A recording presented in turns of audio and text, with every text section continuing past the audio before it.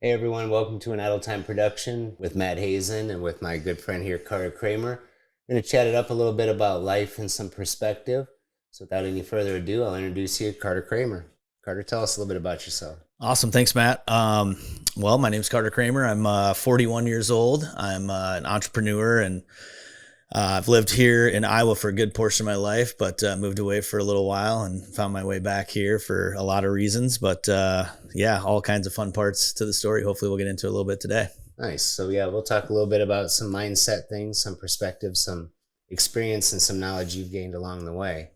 So we'll get into some stories and things like that, I'm sure. Oh yeah, I'm sure. Well, I appreciate the opportunity. Thanks for having me, and thanks for doing this. Absolutely. So, Carter, tell me a little bit about your background, a little bit about your history, maybe some life lessons, some things that you've learned along the way in your experience. Yeah.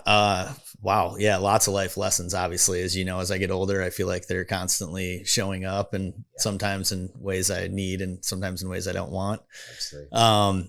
But yeah, about me, I grew up in a small town in Iowa here. Monticello, Iowa is where I went to high school. Through high school, I actually lived out in Scotch Grove, Iowa, which is a tiny little town that has no post office.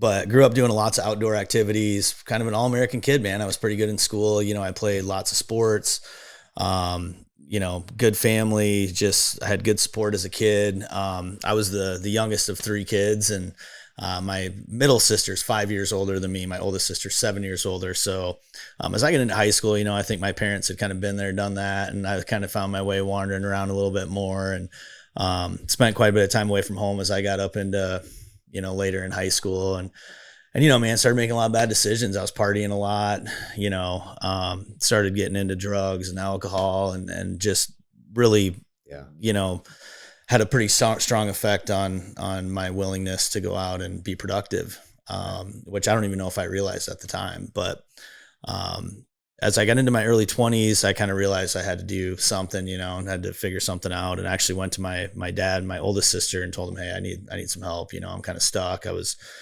doing a lot of drugs, man, hanging out with bad people. And my sister actually had just accepted a position in Arizona right out of residency, and said, hey, you can come and stay with me if you'll go through an inpatient treatment program. So that was probably one of the most pivotal moments in my young, my life as a young man. So I went through a 30-day program. It was actually, it was one of the best things I've ever done. It was a holistic healing center that I went to. So it was a lot about meditation, spirituality. I spent a lot of time with actually some Akshan Native Americans when I was there. Gave me some really interesting perspective, right? As a kid that grew up Catholic here in a small town in Iowa, and just, it was a big kind of eye-opening situation for me to really spend some time trying to get in touch with what does that mean? What does that higher power situation mean? And I think the term God's really important in my life, and I think it is for you too, right? And I'm really fortunate that I got to spend some time, I think, trying to understand what did that mean to me, and what were those principles that kind of came along with believing in something. And so that was a really pivotal time for me. And from that point, then I, for the first time in my life, found myself being able to make a little bit of money. Found myself working my way up through jobs, and, finding opportunities with employers and things that I had never experienced, when I was doing the wrong stuff. For sure. It's amazing how little doors like that start opening up, and you start, seeing things a little bit different if that perspective changes. Yeah, absolutely. To live a portion of my life without a clear head, and then to live a portion of my life what I consider to be clear-headed, and my capability to be productive, to help others, to do some of the things that I think that the spiritual place, is for me. I find myself really unable to do it when I become really selfish when I'm in that state of mind. If I'm using drugs or using alcohol, it's about me and like, what do I want to do? And hey, let's go do all these fun things that I won't remember the next day. No, and I was in the same boat, man. I made some of the same mistakes and found myself in those same places. And, most time I realize now that I'm older and wiser that a lot of it was just numbing and escaping from things where I just didn't want to face some of the things that I was feeling or some of the things that I was capable of. I didn't know how to handle my abilities. And, Yeah. I found it easier to go party and forget and block some of that shit out. And Yep. I have a very addictive, like adrenaline junkie type of personality. Yeah. Yeah. That's why we get along, right? Yeah, absolutely. It was just, that's something that fed me, like extreme sports. I used to play baseball and all those things, like growing up, and then it got into skateboarding and BMX and snowboarding and a lot more things that was like, that's a hell of a lot more thrilling. I use my body as a projectile a lot more. And now that I'm older and a little bit wiser too, I don't do that as much, but it's, seeking that kind of thrill. And, after changing perspective and like finding God in a higher power and a bigger realization, something bigger than self, it really helped me change my energy and where I found that like purpose and everything and stuff. Absolutely. And you said it was the same for me. I hate emotions, right? I think that part of growing up and being taught to be a man was, hey man, you gotta have the strong shoulders no matter what's happening, right? Mm-hmm. And you gotta be the one that can hold everyone up, and you gotta be the provider, and you know, there's all these things that kind of come along with that. And I think almost subconsciously, I didn't realize that I didn't really understand how to deal with certain emotions. Right. And that takes years of digging into self, right? To kind of, I think, understand what some of those things are. And they're different for everyone, but I think we all have, some levels of trauma in our life, somewhere along the lines. And obviously there's a big spectrum of maybe what that means to different people. Right. But I think everybody deserves to go through that process and, try to dive into some of those things that are uncomfortable, but the freedom it gives you on the other side. And I know you've experienced that too. And the ability to all of a sudden go, wow, I really am capable of doing a lot more than a lot of people. It's how to get out of your own way. Right. Excuse me. It took a long time to figure out how to get out of my own way, in that regard to, because it was just, like I said, some of the numbing roadblocks, that you would set up for yourself, or it was just an escape from some of the things. Like you said, not being able to process, emotion or how you feel or how to necessarily communicate what that is. A lot of times for young men, it comes out as anger, frustration, temper, rage, those sort of things where, you don't know how to process. You don't know how to explain why or, like what you're feeling and stuff. And a lot of that, suck it up, be a man, just keep moving on, take steps forward. Like I get that mentality, and absolutely, you can still be a provider and a protector as you are, and everything else, but still have a softer side, a more compassionate side, and understand grace, forgiveness, both to self and to others and things like that. Yeah. I love that you said grace. That was brought up to me recently. And, we have to be able to give ourselves some grace. I think that we all go through, there's challenges, they just continue, right? It's life. Yeah. I feel like no matter where I've been in any stage of my life, there's always challenges. There's always things that are going on. But being able to put those things into perspective and remain grateful and remain, just continue to have a level of gratitude for all of the good things that are going on. When I think about my kids being healthy, I think about, just the fact that I can turn on the faucet and water comes out, I mean, simple things, right? Simple thing. I have to refocus on some of those things sometimes when things get difficult, and remember that I'm okay. I'm still okay, and things are pretty darn good. So I went through my big awakening, like in my early 30s where, I'd always worked hard. I had great work ethic, great influence and stuff like that from grandparents. So I got old school values and whatnot.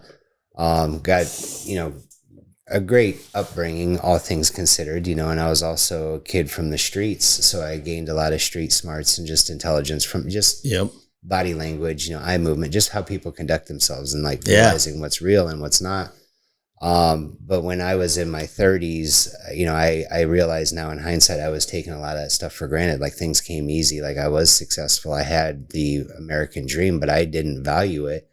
And when I had it all stripped away from me, and was living out of my Jeep with my dog, a Bible, my basics, an open mind, and the cash I was able to scrounge up, like I really figured out what mattered and what really, like meant a lot, and how to get out of my own way on a lot of things too. So it was very, just like your experience, I'm sure it was very humbling and everything too. Oh, yeah. It shifted, and it was, even though it was ugly, it was probably one of the most beautiful things that had happened to you. Absolutely. Yeah. No, the fear, I think I lived in fear and I still do at times, right? Just living in fear of whether it's, am I doing enough? It's, there's these pressures that I put on myself, whatever that may be.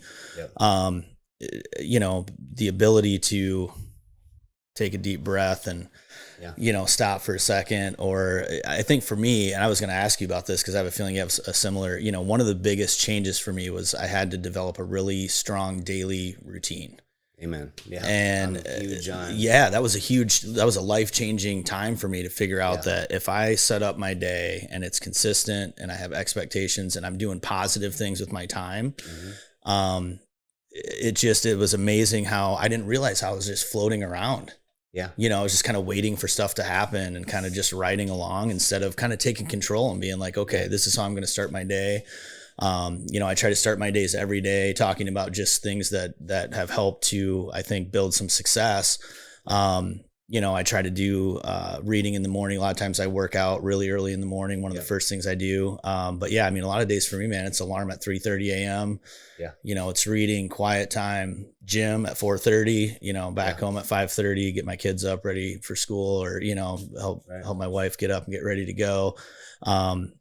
And that's just like, I know from, after I sold the business, all of a sudden I had this time and that daily routine sort of stopped and changed. And this is recent, this is in the last, 24 months. Yeah. And I find myself right back in that feeling of like, what am I doing? My mind's kind of racing. I'm making bad decisions, or I'm thinking more about self than I am about what I should be doing every day. It's amazing how those little things, of that consistency, is a game changer for me. Like I need that structure and I have to have that as somebody that's an addictive, I'm an addictive person. If I can, same way. It's like idle, and I'm easily distracted, right? Like some shiny thing. Well, absolutely. That's why I started, with this idle time, thing is I kept finding myself, saying that and coaching and working with people. And I said, well, what are you doing in your idle time? Like in your free time, are you doing anything to, invest in your future, invest in yourself, or are you using it to distract? Are you using it to numb? And that's really was a big game changer. And that is realizing, okay, when I manage my idle time productively and having the same thing like you, a structure and a routine, I wake up, a little after 4 every morning. I don't have to be to work till 7:30. But it's my time in the morning to process my thoughts, process my emotions, think about structuring my day. I've had guys, I always cook my own food. I'm huge on like where my food comes from, what I do with it, and what absolutely, my body and stuff now. But there's times I wake up and it's like, I grilled out this morning. I did all kinds of other stuff. Well, how did you find time to do that? I made time to do that. Yeah, exactly. And that time in the morning, there's not a lot happening, right? That's my gym time in the morning. I can't make an excuse, man, at 4:30 a.m. Right. There's nothing going on. Literally nothing, And you're holding yourself accountable, and that's awesome. And it's a great way to start the day. It's done, I feel like, and it's a great way for me to wake up. I can't really think about much. I work out with a trainer because I can't really think about a whole lot at 4:30 a.m. Yeah. It's great, man. I walk in, I do what I'm told. Yeah. I'm done for the day. I feel like I've gotten my physical activity in, gets my heart going, gets my brain going a little bit. I think that too, the gym situation for me, that's one of the gratitudes, right? To be able to go to the gym or to go on a hike or to climb a mountain or to get on a bike and bike, these are things that it's easy for me to take that for granted. And yet here I am pretty darn healthy, with a love for just being out and being physically active. Yeah, absolutely. It's great to be able to do it, right? Yeah. No, and I was always a kid that played outdoors, growing up. Unless it was raining, did we ever play video games? But I'm not the most tech savvy, because but if you want to go out and learn how to live off the land, play in the woods, set up shelter, do those sort of things, it's like that's where I thrive. I loved doing that. As a kid, it was always an activity, that got us outdoors, kept us active. Absolutely. But yeah, no, I'm grateful that, I had that upbringing as well, being outdoors a ton. My dad was an outdoors guy, hunter, fisherman. Yeah. Really, really grateful because now that's what I'm spending my time doing. I've been able to acquire some farmland up around where I grew up and along the Maquoketa River, which is a beautiful area. Sure. Yeah.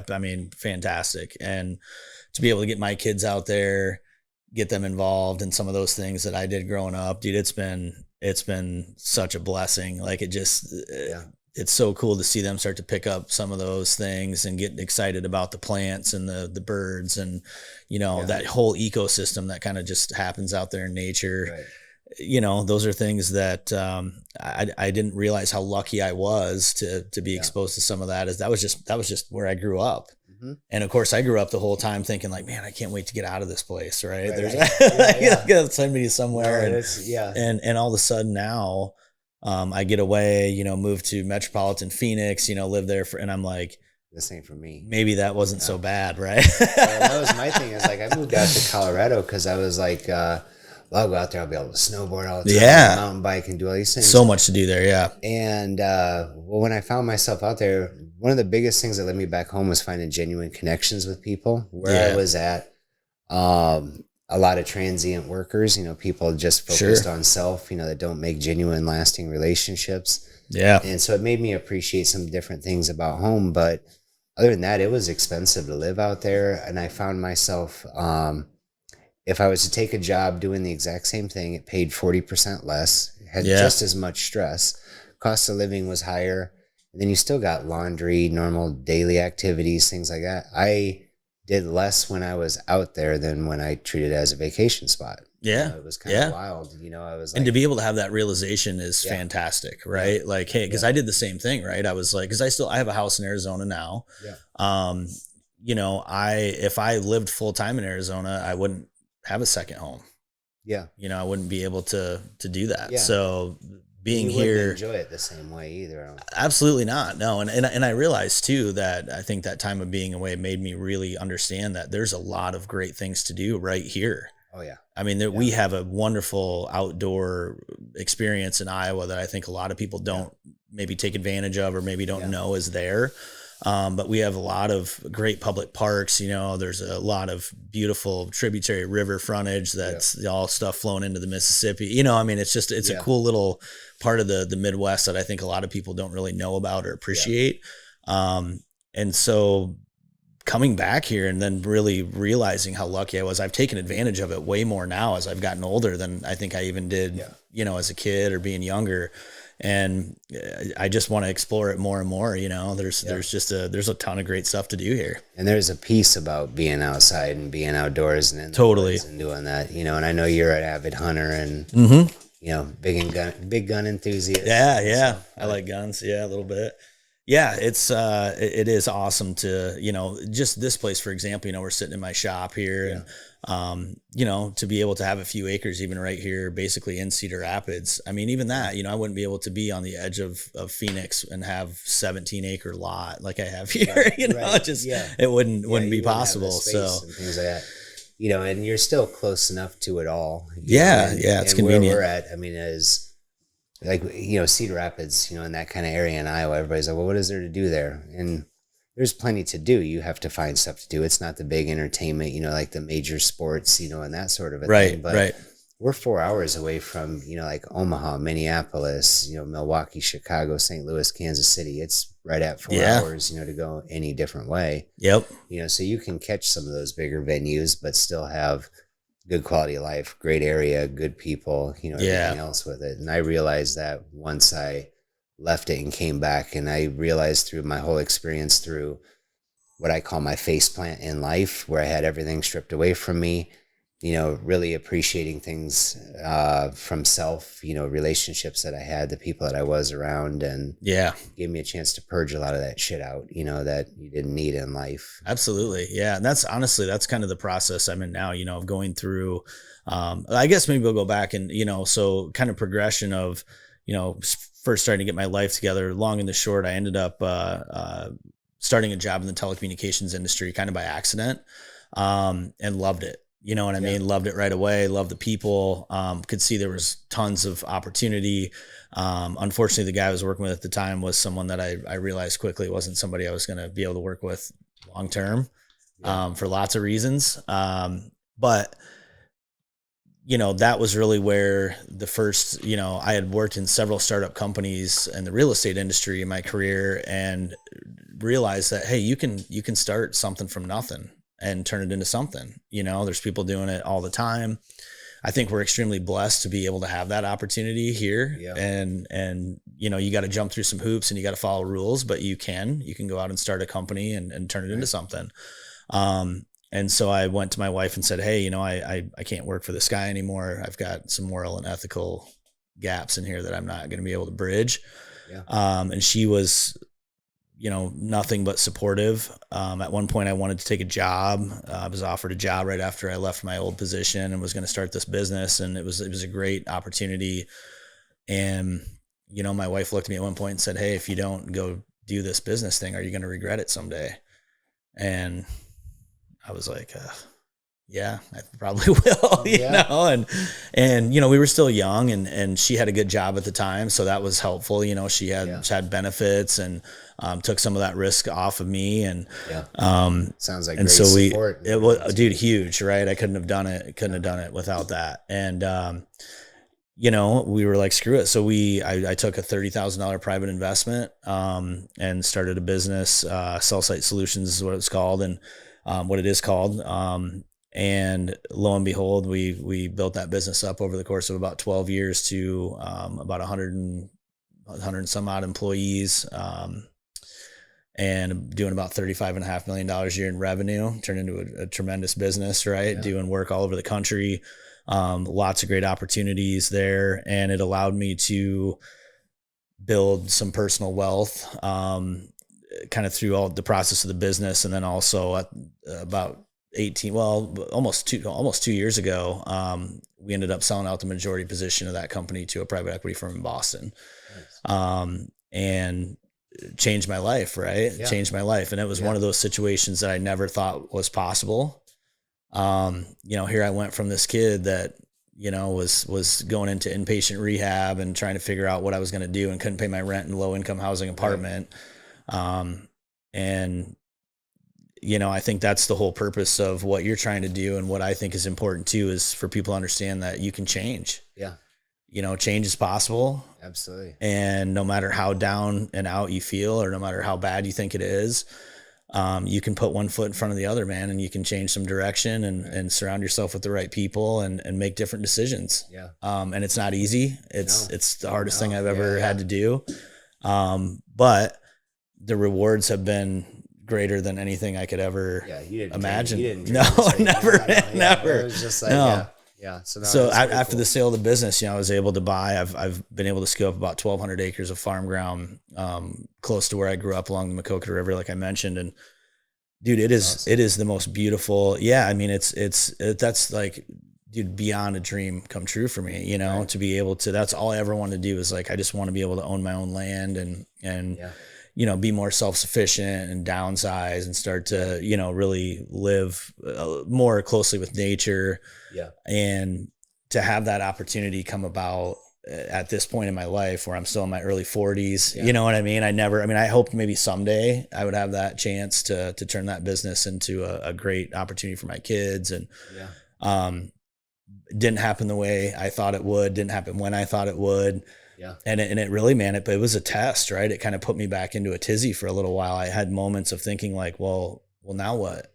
You know, I wasn't ready. And, you know, and having thoughts of like feeling like I abandoned my people, or having thoughts of, you know, just like, oh, my wife and kids don't need me anymore because I've set them up. Right. Yeah. So crazy how that, you know, and really that addictive mindset kind of starts to come out, the self-pity, the, oh my gosh, poor, like, dude, I'm sitting here in the greatest position I could ever imagine, you know, and still my mind will find a way to tell me that, man, like you should feel like this change is going to be terrible for you. Yeah. Right. And you know, like you feel like you should just be satisfied with being accomplished and hey, it's just goes from here. But that's not how it works. Yeah. I had some self-talk. You got to check it again. It starts to creep back in on. Absolutely. And I think that brings up another good point, Matt, which is, you know, that ability here to surround yourself with good people, genuine people that really want you to be successful and that care about your well-being. I mean, I can't tell you how many times over the last, you know, 24 months, somebody's grabbed a hold of me and been like, dude, like, what are you doing? Or dude, you know what I mean? Like, this isn't could just see that I was not in a good mindset. You know, I lost my daily routine, started to find myself eating junk food, you know, staying up late, getting up late. You know, these are things that I made a strong point not to do when I was trying to build a successful business. And all of a sudden I realized, like, dude, these are important things for me to build a successful life. Right. Not just to run a company or to do you know, to be good at my job or to go out there and compete every day. But I need those things to maintain that balance, you know, in the mind, body, spirit thing is the way I talk about it. Absolutely. It's so important. I think all three, and you've got to take some time, I think, to do all three of those. And when I lose that daily routine, I'm not doing some of that, right? Mentally, physically, I'm not going to the gym. Yeah. And it's amazing how that whole trifecta sort of starts to be affected. Oh yeah, absolutely. Yeah. It starts turning on you. And yeah, I think everybody finds themselves guilty of it, you know, but like you haven't been through what you've been through and have the ability to check yourself, and you've got enough close, you know, like people that care about you and understand you well enough that it's, hey, out of just love. I mean, they're telling you like, hey, check yourself, you know, or what are you doing, you know, kind of a thing, because they don't want to see you going down that path again. Right. It's and I don't know about you, but I didn't have too many of those relationships when I was out there doing the wrong thing. No. Right. I had people pulling me the other way. Absolutely. Right? Yeah. And I was pulling people the other way too, Matt. Right. You know, I realized that later on too, that, you know, I have that ability too to suck people in and draw people, you know, good or bad. Right. Absolutely. I think as somebody who, you know, prides himself as a leader, right. It can work both ways, you know, good or bad. So that's something that's been really important for me to think about in that time in the morning, right? It's like, what's that example I want to be today? Right. You know, what's the example I want to be for my kids? What's the example I want to be for the people I work with? Because obviously people are watching and they know when you're getting off and everything else. And that's and some people want that, right? Oh yeah. Some people would love to see. Not everybody that's on your friends list is your friend. Not everybody. Not everybody's cheering you on the same way. Yeah, there's always people that are hoping you're gonna fall off the pedestal, and you know, that's motivation for me too. It is. Yeah. It's like, hey, it's important, and it takes, I think, that reminder every day. Yeah. That, you know, I've got to go forward with my values and my principles and the things I think are the right thing for me to be doing, and not let that noise steer the bus, you know? Absolutely. Yeah. It's mostly a mental game in life. And you learn some of those things. Like, you've had some tough life lessons, you've had some challenges, you know, tribulations, but you've also had a lot of triumphs, and, you know, it's all of that, you know, the ebbs and flows of life, you know, on it. Yeah. No, that's awesome. Congratulations. Yeah. Thank you, man. I appreciate it. It's amazing how good things happen. Yeah. You know, good things are placed in front of me and I see the signs a little clearer, maybe. Yeah. I have a lot more confidence in decision making when I feel like I'm in a good mindset and I'm somewhat connected, mind, body, spirit. Right. And you know, that's something that if I just think it's interesting, right? At one point in my life, if somebody would have said, hey, you'll spend some time on the spiritual aspect of your life, I would have, you know, that wasn't the thing for me, you know. Right. I didn't even know and that's like where to begin. Talking to, you know, kids, talking at colleges, talking at high schools. It's like, I hated school. If somebody would have told me I was talking at schools or trying to like younger generations, you know, help people, I was like, that never happened. But, don't let him talk to the kids. It's like, you know, like, what the hell am I going to say to those kids? But it's, because I was one of those kids. And then, you know, you just find through life and through influence. And part of my thing coming back was I had been so fixed on trying to make myself successful and the pressure and everything and not being satisfied with it. You know, I put a lot of pressure on myself, just like you do. Is like the same thing you said earlier, you know, am I doing enough? And you feel like you're not. Right. Was putting a lot of pressure on myself to make myself successful. And then I came back with a different mindset of, and a feeling of like I kind of fixed some of me, or maybe I understand more of me. And that if I had maybe put effort into trying to make everybody else accomplish their dreams and make everybody that I work with successful, then I, as a coach, have no choice but to be successful myself. If my entire team, every player is successful, I'm successful by default. Yeah, and you're going to win. Shifting that and really investing into people, especially those that are willing to learn. Some people don't want to hear or they're not ready for. But everybody's on their journey a little bit different, but still putting it out because I feel that that's just what's right. That's what gives me purpose. And if they find value in it, then wonderful. If not, somebody will, but just doing what's right because I feel like that's what's in my heart. Right. Absolutely. Versus doing stuff for selfish reasons of I want this. It's I have a story kind of related to exactly what you just said. I sat with a guy. I was in year 3 of the business, and just struggling. Right. Just felt like I was going to have a nervous breakdown, just stuck in the grind. Everything was difficult, cash poor, you know what I mean? Like we're making money, we're doing deals, but it just seemed like everything was a struggle. So anyway, again, lucky I had a lot of good people in my circle and I have a lot of good mentors and resources. And I called a buddy of mine that was down just outside of St. Louis, and I went and met with him, and really successful guy at that time. He was in his mid 40s, net worth 60 million maybe at that point. I mean, tremendous business person, great human being. And I sat down with him and I told him all this, and I'm on the pity party, like, oh, it's so bad, just all down in the dumps. And he looked at me afterwards and he's like, bro, you're focused on the wrong stuff. And I'm like, what do you mean? And he's like, dude, you need to be thinking about these people. Because I was just chasing the money, dude. Chasing, and again, that personal success and proving that, hey, I can do this. It's like, dude, it's not me. Right. Yeah. It's a huge conglomerate of individuals that have to be on that right. team and on that speed, and everybody rowing the boat in the same direction. And all of a sudden, when I came back from that discussion, it was like, I spent a lot more time talking to the people that I worked with about what are your goals? Yeah. What's important to you? What are you trying to achieve? And Matt, like the first time somebody came up to me at a Christmas party, or, and someone's wife came up to me in tears and said, hey, we bought our first house. Like, thank you. It's like, dude, I didn't do that. You know what I mean? Yeah. That's your spouse did all of that work and all of that grind.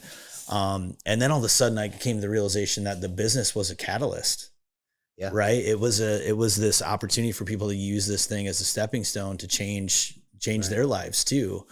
And from that point on, man, everything changed, right? Absolutely. It became easier. I didn't all of a sudden seem to have to worry about the money part. If I was focused on, hey, what can I do to try to just be in there, be in there with my sleeves rolled up, and focused on understanding that all these people are doing the same thing I'm doing. Like, this is, I work to feed my kids. Right. And to build a good living and be able to do some of the experience, some of the things in life I want to experience. Yeah. Everybody's in that same boat. Yeah. And when you started pouring into them, you felt like your load got lightened. You weren't having as much pressure, because now, it becomes like a team thing. And I find that a lot with, coworkers and people that I've worked with that thank me for stuff. And it's like, I didn't do anything besides provide you that opportunity. Right. That's all I can give you is that opportunity. It's right. for you to take. I know, and I sit through interviews and I do that all the time. It's like, well, if you're here looking for an opportunity, here's what your opportunity is. Here's what you can do with it. And here's how. And then I can give that to them, and then they can run with it. They can ruin it. They can do whatever they're going to do with it. But, that empowerment, to people, and, that positive influence and everything, it made my life so much easier. Yeah. But a lot of it was giving up some of that control, which is tough. Absolutely. Yeah. Personalities like we have, it's absolutely. It's like, all right, but it's an evolution of things, and it's a big game changer. And absolutely. Oh, it's been a learning experience all the way through. And I didn't realize, I was fortunate that I worked for some really good people that were really good examples. I worked for some people that taught me what not to do. Yeah. Was also really important. But I recognize that the places that I worked, where I felt like there was good culture, there was a good team environment, those business owners genuinely cared. Right. They genuinely cared about the people. They genuinely cared about the clients, the customers. They genuinely wanted to run a good business, not for any reason other than to do the right thing by the people working there, by the clients, make good decisions. We're all human. We made a lot of mistakes. I've made a lot of mistakes, and myself, also people in the business, but being able to raise your hand and say, hey, I made a mistake. Yeah. And learn from it. Yes. Sure. And what do I need to do to make it right? Yep. And, I always say that if if we made a mistake, it's really important to make sure that we were the ones to say, hey, not hey guys, you made a mistake. Right. I don't want to hear it from the other end, right? I want to be the one to say, dude, we screwed up. We made a mistake. We did this, and take ownership of it and make it right. And we do, right? It happens. It's going to happen. It's inevitable. Yeah, and you just try to be, excuse me, just try to be fair in everything. It's right. I think that's all it can be asked. Is give yourself a chance, to make right if you do something wrong. Make right of the situation, make it up. Take ownership of it and move forward. Do the best you can, right? Do the best you can. And I don't know, I think it's way better to understand that, if you take a risk in life or you go out and stick your neck out there and you chase your dream, so to speak, it's not going to be perfect. No. There's going to be a lot of difficulty and hardship. Yeah. And, I had tears, bro. I mean, so many times. I mean, times I thought this is it. I made a catastrophic mistake that I'm not going to recover from. Oh, yeah. And, trying to keep the faith, and all of a sudden, boom, something goes right. And, there's a saying that, don't quit before the miracle happens. Right. That's exactly kind of how I've had to look at it. I mean, there was times, man, where I really wanted to quit. Yeah. I mean, it was every bone in my body was like, you can be done with this right now, dude, and go back and work for the man. Physically making yourself sick over it. I mean, absolutely. Pains and, dietary issues and just things like that. I mean, it's the lack of sleep and your body responds to that stress and things like that. But it's hard on you. And at the same time, I'm so grateful that I went through that, right? For a lot of reasons. I mean, I learned a lot about myself too, going through some of those things. And, another piece of that I hope people understand is like, it's okay to understand what we don't control. And when I started to figure out that I was freaking out about a lot of things that I couldn't change. Right. And I was able to let some of those things go. It's relieving. Yeah. It's like, he was like, life's so much easier. Half the stuff I was spun up about was like, there's nothing I can do about it. No. So what's the point? So, and I talk to a lot of people about that is really the only two things I feel you're in control of is your attitude and your reaction. Yeah. Is your attitude towards something, and Boy Scouts had said, the difference between an adventure and an ordeal is your attitude. It's wow. Yeah. That's good stuff. Yeah. That's the difference is your attitude and then how you respond to it. Like, you have control, you have the choice to be triggered, by it and respond and lash out, or get pissed or throw a tantrum, or take a deep breath, refocus, revamp. I'm one that thinks of how everything is going to go right and how everything is going to fail and everything in between. And I'm very calculated in things, but you realize like, hey, I'm not in control of that situation, but I know how to adjust and I'm adaptable. Yeah. So really managing your attitude and your reaction towards most of the stimulus you get in life, can depict how your day is going to go. Absolutely. And a good friend of mine used to say that to me a lot because I needed it. And I don't know about you, but I mean, I went through a long period of my life where I threw tantrums. Yeah. I yelled and screamed and pounded my fist and, punch walls. I was, very emotionally unstable. Right. And then I had a good friend that would always say to me, dude, you got to respond, not react. Like, take a breath, and think about it and actually respond. Because when I reacted, it was ugly, man. Those emotions come out. And again, it goes back to, I don't handle emotions very well. Right. That's why I don't like them. I just don't want to feel anything. It'd be easier. But really then finding out that I would be missing out on the most fulfilling part of life if I just completely shut that off. And not being able to, you maybe get to avoid some of those negative emotions, but you miss out on all the positive stuff too. Yeah. And I didn't realize that either when I was, doing some of those things that I wasn't present. Yeah.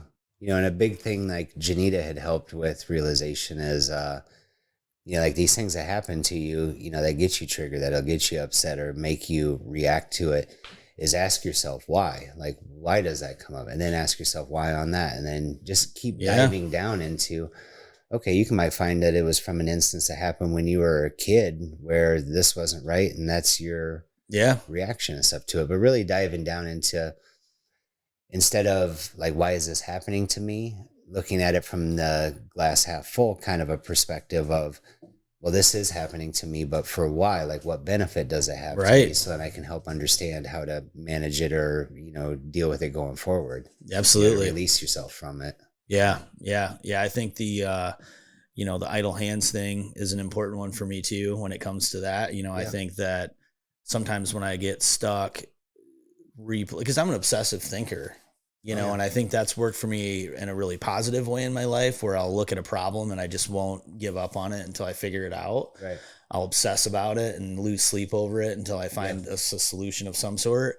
But that's also a really negative character defect of mine, right? Where I'll get Yeah. stuck on something and just get stuck, and it's a negative. Yeah. It's something negative that's dragging me in a bad direction. Yeah. And I find at times like, dude, I just got to get up and get busy. Right. Whether that's going to the gym, whether that's working on something at the house, whether that's Yeah. going out to the farm and doing something, fixing something, mowing a lawn, whatever, right? Pulling weeds. Wow, that Yeah. happens to you too, where it was just suddenly that answer comes to you, just out of, and it's like, where the hell did that? Absolutely. Right. Yeah. I think that I can think myself into circles, whereas sometimes it's clear to me if I'm busy, Yeah. if I'm just doing something that Yeah. something just pops in, it's like, okay, Now this makes sense. yeah, got it.